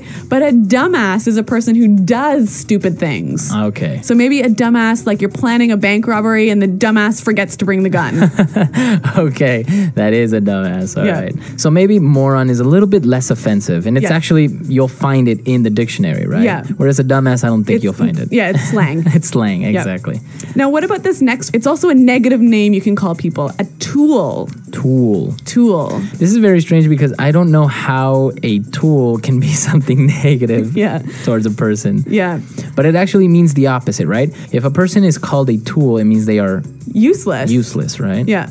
So if you ever called a tool, they're saying that you're useless. Exactly. You're good for nothing. All right, well, these are 3 interesting words. So why don't we hear some examples of each of these words in use?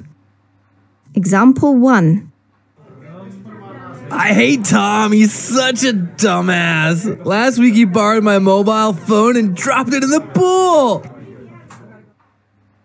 Example 2. I don't like Kevin very much. He can be a real moron at times. Example 3. He was looking for a job, but he didn't even have a resume prepared. He's such a tool. Okay, so great examples, and here at English Pod, we're bringing you real street talk. Exactly. Language as it is spoken by today's youth. Okay, now let's take a look at our last 2 words. All right, well, these phrases you can use when you're trying to calm yourself down and make yourself relax a little bit, right? Right. Let's take a look at the next one. Chill. Chill. Okay, chill. Chill. So again, relax. Calm down. Calm down. Yeah. You need to chill. Yes. And then you also need to be cool. Be cool. Be cool. Now, if you can tell, the pattern is related to temperature, right? Chill is cold, cool is similar to cold. Yep. So again, that's what it means to relax. To calm down your emotions. Right. Make your emotions not so hot. Exactly.